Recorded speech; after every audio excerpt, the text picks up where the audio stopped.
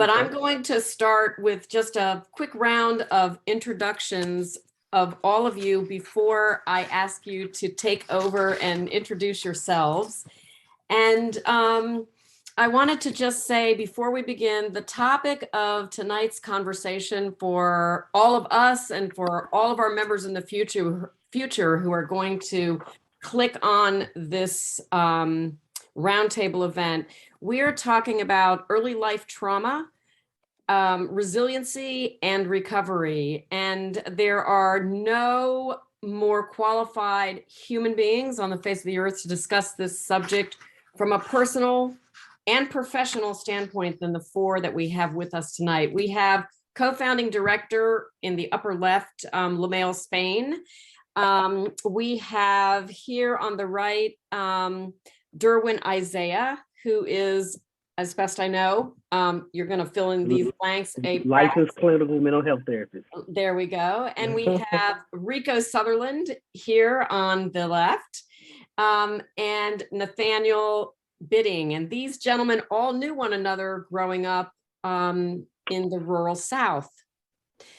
So again, before I turn it over to everyone for a round of their individual introductions, let me just ask, I'm going to turn it over to you, and then each one of you take about 5 to 7 minutes and just tell us your story. Tell us why we're here. We're going to use kind of as a backdrop to this conversation Derwin's expertise professionally, as well as the New York Times best-selling book that was co-authored by Oprah Winfrey and Dr. Bruce Perry that is entitled What Happened to You, which gives a really phenomenal conversational, sort of understandable way to sort of get our arms around what is trauma, what does it do to us, why do we respond the way we do from a physical standpoint in terms of brain development and so forth and so on, and why it can stick with us lifelong, and what to do about it. Thank you so much for that. Let's go on to Rico. Tell us about yourselves, how you're connected to this group, and about the wonderful work that you do. My name is Rico Sutherland, and I work at Milton Hershey School in Hershey, Pennsylvania. I work with 8th grade or middle school students, and we receive student boys from all different walks of life, but mostly these guys are from underprivileged homes. They could be from a home where they living in a bad neighborhood, and their parents or their mom or dad doesn't think they'll be able to survive. Thank you so much for that, Rico. Thank you very much.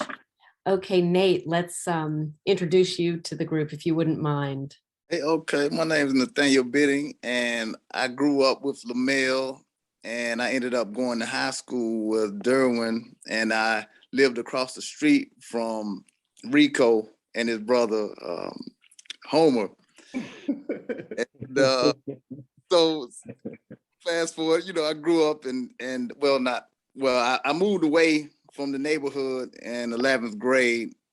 And then I moved in with my uncle for a year up until, graduation. And I went to college at Winston-Salem State for a couple of years. And then I joined the Air Force, and I got my degree in sociology. But I ended up working in the social work career field, fast forward to 2014, after medical retirement from the Air Force.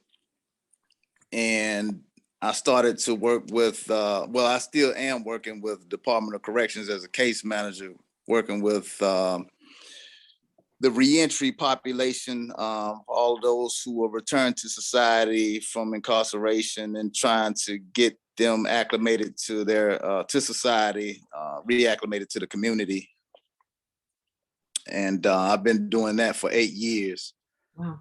So, and going. So, but that's the, this working with the at-risk community in Hampton Roads. I'm in Hampton, Virginia, but my population resides in Newport News, which is 5-10 minutes down 664. So Thank you so much for that. I'm starting to see the thread. Now, Lamell, if you wouldn't mind reintroducing yourself, and then tell us why you were inspired to bring this group of men together. Hello, my name is Lamell Spain. Of course, I stayed next door to Rico.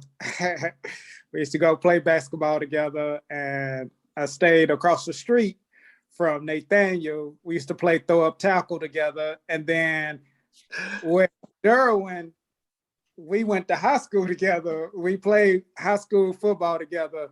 And even though we're talking about trauma in the neighborhood, Derwin and I had trauma because we sucked. Not because we were less talented. It was because the coach that coached us was horrible. Not horrible, but horrible. We were really talented, and the record didn't show it. And it wasn't because of the kids that was on the team. So that was traumatic, but it seems like everybody left me. Rico left me, Nate left me. I was left alone in the projects that we grew up in or whatnot. However, I still to this day am grateful to meet both of those individuals as well as Derwin, because they were like my entertainment. And I'm not saying it in a bad way. I'm saying it in a good way to keep my mind off of the trauma that we were dealing with. You know what I'm saying? Because it was traumatic. I was able to leave that environment when I was a sophomore in college, when my mom passed away, and I never looked back, and I'm never going to look back.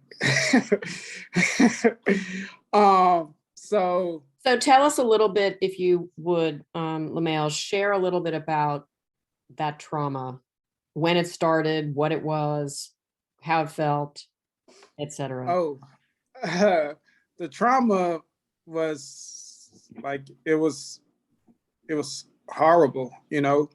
So this is the rural South. Was it rural? Was it urban? It's rural South? I mean, it was like Winston-Salem is the city to me. Oh, okay. I don't know what. I mean, Rico can tell you, Nate can tell you, it wasn't rural, I don't think. What y'all think? it was urban. Urban. I would Okay, say. So an urban southern city. Yeah, we had free lunch in the summertime, so it wasn't too rural. But anyway, some of the things that that I experienced was having guns pulled on me on 3 separate occasions. Been in the middle of gunplay, like in 2 separate occasions. Been shot at 1 occasion.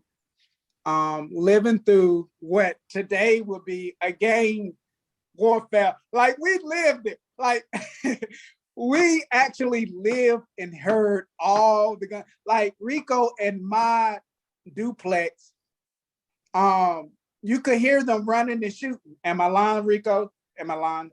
You can hear them on the walkie-talkies talking to each other. I mean, they really, it was them yelling. So I mean, who were they? Who were they? the people that, like, my neighborhood, our neighborhood, Nathan, Rico, and my neighborhood took on 3 other neighborhoods from Winston-Salem. Like, it was 3 separate neighborhoods that came to our neighborhood to do some bad things. However, it was like a war zone. It really was.